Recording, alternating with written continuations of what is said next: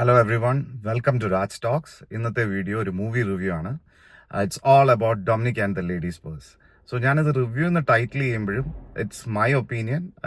എനിക്ക് ഇഷ്ടപ്പെട്ട സിനിമയുടെ കാര്യങ്ങളും ഈ സിനിമയിൽ എനിക്ക് വർക്കാകാത്തതുമായിട്ടുള്ള കുറച്ച് കാര്യങ്ങളെക്കുറിച്ച് ഡിസ്കസ് ചെയ്യാൻ മാത്രമാണ് ഈ വീഡിയോ. സോ ഇതിനെ കീറി മുറിച്ചുള്ള ഒരു താത്വിക അവലോകനമായിട്ടൊന്നും ഒരിക്കലും കാണണ്ട. 2025 ആദ്യ മമ്മൂക്കയുടെ ചിത്രം, മമ്മൂട്ടി ചേട്ടന്റെ ചിത്രം, ഗൗതം വാസുദേവ മേനോന്റെ ആദ്യ മലയാള ചിത്രം. തീരെ പ്രതീക്ഷയില്ലാതെയാണ് സിനിമയ്ക്ക് ആക്ച്വലി പോയത്, ടു ബി ഓണസ്റ്റ്. കാരണം പ്രൊമോഷൻ മെറ്റീരിയൽസ് ഒന്നും തന്നെ ഇല്ല. കുറെ ഫോട്ടോസും അതിലെ ഡയറിയുടെ അപ്ഡേറ്റ്സും ആയിട്ട് വരുന്ന കുറിപ്പുകളൊക്കെ വളരെ രസമായിരുന്നു. അതിലൊക്കെ ഒരുപാട് ചിരി ഉണ്ടാക്കുന്ന ഒരുപാട് സംഭവങ്ങൾ എഴുതി വെച്ചിട്ടുണ്ട്. പക്ഷെ അതിനപ്പുറം ഇതിനെക്കുറിച്ച് എന്താണ് ട്രെയിലറോ ടീസറോ അത്ര വലിയൊരു ഹോപ്പ് തരുന്നതായിരുന്നില്ല എനിക്ക്. അപ്പൊ വലിയ പ്രതീക്ഷയില്ലാതെ തന്നെയാണ് ഞാൻ ഈ സിനിമയ്ക്ക് പോയത്. ഈ പടം അങ്ങോട്ട് തുടങ്ങി കഴിഞ്ഞിട്ട് ഒരു ഫാസ്റ്റ് പേസ് ആണ്. ഗോകുൽ സുരേഷിന്റെ ക്യാരക്ടർ വരുന്നു. ഓഫ് കോഴ്സ് നമുക്കറിയാം, ഷെർലക് ഹോംസും വാട്സണും അങ്ങനൊരു റിലേഷനാണ് ഇവർ തമ്മിൽ കാണിച്ചിരിക്കുന്നത്. ഇവർ വരുന്നു, ഇവർ തമ്മിൽ ഒരു ടീമായിട്ട് വരുന്നു. അത് കഴിഞ്ഞിട്ട് ഒരു ആദ്യത്തെ അസൈൻമെന്റ് എന്ന് പറഞ്ഞിട്ട് പോകുന്നു. മമ്മൂക്ക ഞാൻ കഥ ആയിട്ട് അങ്ങ് പറയുകയല്ല, ആ ഒരു ക്യാരക്ടർ എസ്റ്റാബ്ലിഷ്മെന്റ് സീനാണ് എനിക്ക് തോന്നിയത്. അപ്പം പുള്ളി ഒരു സ്ഥലത്ത് ചെന്നിട്ട് പുള്ളിയും സിദ്ദിഖൊക്കെയായിട്ട് വരുന്ന ഒരു സീനുണ്ട്. ഈ സീനിൽ ഒരു കയ്യിൽ നിന്ന് പോകാവുന്ന എല്ലാ സംഭവങ്ങളും അതിനകത്തുണ്ട്. പക്ഷെ അത് അത്രയും നാച്ചുറലായിട്ട് ഗൗതം വാസുദേവ മേനോനൊക്കെ സെൽഫ് ട്രോൾ അടിച്ചിട്ടുണ്ട് ഇതിനകത്ത്. അത് ശരിക്കും ഒരു കാണേണ്ട സംഭവമാണ്. അത്ര രസമായിട്ട് സിദ്ദിഖൊക്കെ വളരെ കുറച്ചേ ഉള്ളൂ ഈ സീനിൽ, പക്ഷെ പുള്ളി രസമായിട്ട് അത് ചെയ്തിട്ടുണ്ട്.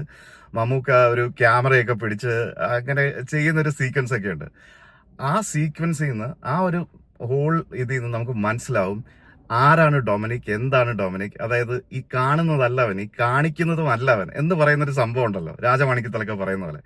അതുപോലൊരു സംഭവം അതിൽ ഫുൾ കിട്ടുന്നുണ്ട്. ഈ മനുഷ്യൻ എന്താണ്, ഈ പുള്ളിയെ ഒന്നും പ്രെഡിക്റ്റ് ചെയ്യാൻ പറ്റാത്ത രീതിയിലാണ് പുള്ളിയുടെ ഓരോ കാര്യങ്ങളും. അതായത് വിശ്വസിക്കാൻ പറ്റാത്തൊരു രീതിയിലാണ് പുള്ളിയുടെ വാക്കും പ്രവൃത്തിയും.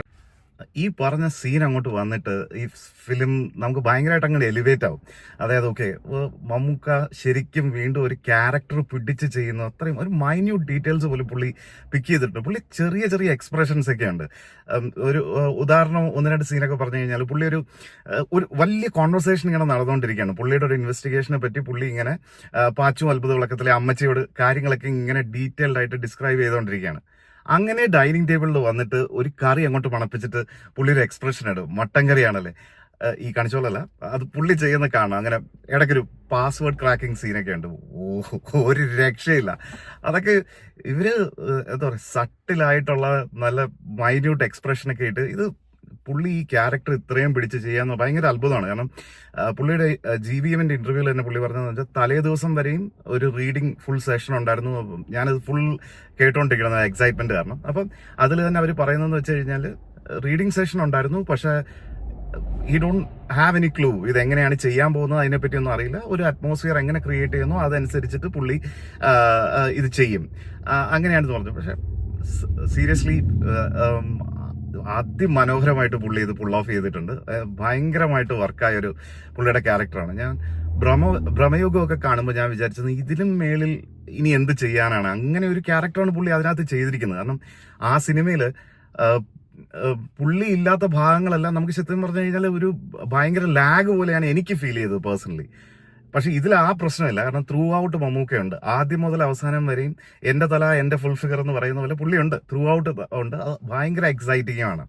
അപ്പൊ ഞാൻ ആദ്യം പറഞ്ഞിരുന്ന സീനിന് കഴിഞ്ഞിട്ട് അങ്ങനെ ഒരു പാട്ടിലോട്ടാണ് ഈ സംഭവം പോകുന്നത്.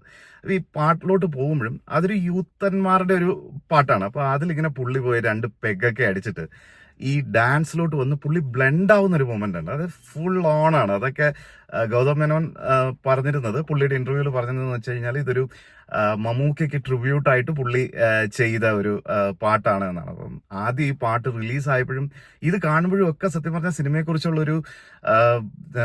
ഒരു ഹോപ്പ് ഇല്ലാതെ വേണം.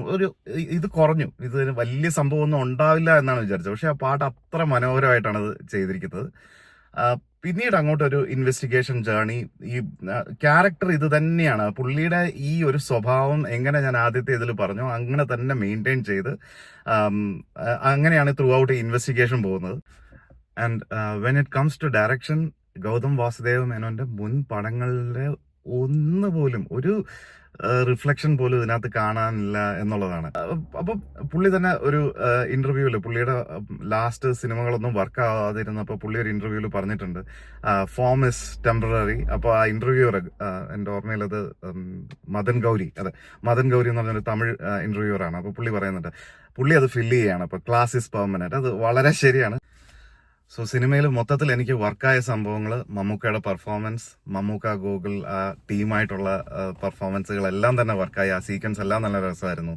നായിക വളരെ മനോഹരമായിട്ടായിരുന്നു. അതായത് ലുക്സ് മാത്രമല്ല, പുള്ളിക്കാരിയുടെ ആക്ടിങ് സ്കിൽസും അടിപൊളിയായിരുന്നു. സ്പെഷ്യൽ മെൻഷൻ ഡെഫിനറ്റ്ലി ഇസ് വീണ നായർ. അസാധ്യം. പുള്ളിക്കാരി ഇങ്ങനെ ഒരു റോളിൽ ഇതിനു മുമ്പ് കണ്ടിട്ടില്ല. അതുകൊണ്ട് തന്നെ ഭയങ്കര ഒരു ഫ്രഷ്നെസ് ആയിരുന്നു അങ്ങനെ ഒരു റോൾ ഈ പുള്ളിക്കാരി വന്ന് ചെയ്യുമ്പോൾ. ഒട്ടും പ്രതീക്ഷിച്ചില്ല. കോമഡി റോളുകൾ നല്ല മനോഹരമായിട്ട് ചെയ്യുന്ന ഒരാൾ തന്നെയാണ് വീണ നായർ. പക്ഷെ ഇങ്ങനെ ഒരു റോളിൽ പുള്ളിക്കാരിയെ കാസ്റ്റ് ചെയ്തപ്പോൾ ആ കാസ്റ്റിങ്ങിന് തീർച്ചയായിട്ടും ഒരു മെൻഷൻ ഉണ്ട്. കാരണം അങ്ങനെ ഒരു ടാലന്റ് ഉണ്ടെന്ന് മനസ്സിലാക്കാൻ പറ്റിയല്ലോ. അപ്പോൾ അതൊരു നല്ല പിക്കിംഗ് ആയിരുന്നു. അത് ശരിക്കും വർക്കായിട്ടുണ്ട്. സിനിമയിൽ അതൊരു നല്ല, എനിക്ക് തോന്നുന്നു ഈ പടത്തിന്റെ ഒരു ഫ്ലോസ് പറയുമ്പോൾ ആ ഒരു ഇമോഷണൽ കണക്ട്, ആ ഒരു സൈഡിലെ ഈ ക്രൈം റിലേറ്റഡ് ആയിട്ടുള്ള സൈഡിലെ ഒരു ഇമോഷണൽ കണക്റ്റിന്റെ എന്തെങ്കിലും കുറച്ചുകൂടെ ഒരു ഇതിലോട്ട് വരുന്നത് ഈ ഒരു ക്യാരക്ടർ വരുമ്പോഴാണെന്ന് തോന്നുന്നു. അല്ലെങ്കിൽ നമുക്ക് ആ ഒരു ഭാഗം ഇച്ചിരി ഫ്ലാറ്റ് ആയിട്ട് തന്നെയാണ് ഫീൽ ചെയ്തത്. ഇതാണ് എൻ്റെ ഒപ്പീനിയൻ. ചില ഫൈറ്റ്സ് അവോയ്ഡ് ചെയ്യാമെന്ന് തോന്നി. ഫിലിം 2 മണിക്കൂർ 30 മിനിറ്റോളം ഉണ്ടായിരുന്നു. ഈ ക്യാരക്ടർ ഇത്രയും ഒരു സൂപ്പർ പെർഫോമൻസ് ഇല്ലായിരുന്നെങ്കിൽ ഇത് ചിലപ്പോൾ ഇതിനൊരു ബാധ്യതയായേനെ. പക്ഷെ എനിക്കങ്ങനെ ഇതൊരു ബാധ്യതയായിട്ട് ഇപ്പൊ തോന്നുന്നില്ല കണ്ടിറങ്ങുമ്പോൾ. സോ ഇതിന്റെ വേർഡിക്റ്റ് എന്താവും എന്നതിനെ പറ്റിയൊന്നും എനിക്കറിയില്ല. വരും ദിവസങ്ങളിൽ നമുക്ക് തീർച്ചയായിട്ടും അറിയാം. ബട്ട് വേർഡ് ഓഫ് മൗത്തിൽ ഈ പടം പിക്ക് ചെയ്യുമെന്നാണ് എൻ്റെ വിശ്വാസം. ഡെഫിനറ്റ്ലി എന്നോട് ചോദിച്ചു കഴിഞ്ഞാൽ ഇതൊരു 100% തിയേറ്റർ വാച്ചാണ്. സോ ഇനി ഒരു പുതിയ ട്രാവൽ വീഡിയോ, സിനിമ റിവ്യൂ ആയി ഉടനെ കാണാം. വീഡിയോ ഇഷ്ടപ്പെട്ടാൽ തീർച്ചയായും സബ്സ്ക്രൈബ് ചെയ്യുക. കമൻസുകൾ തീർച്ചയായിട്ടും രേഖപ്പെടുത്തുക. ഇത് വീഡിയോസിൻ്റെ ഇംപ്രൂവ്മെൻറ്റ്സിന് വേണ്ടി തീർച്ചയായിട്ടും സഹായിക്കും. So until then, see U.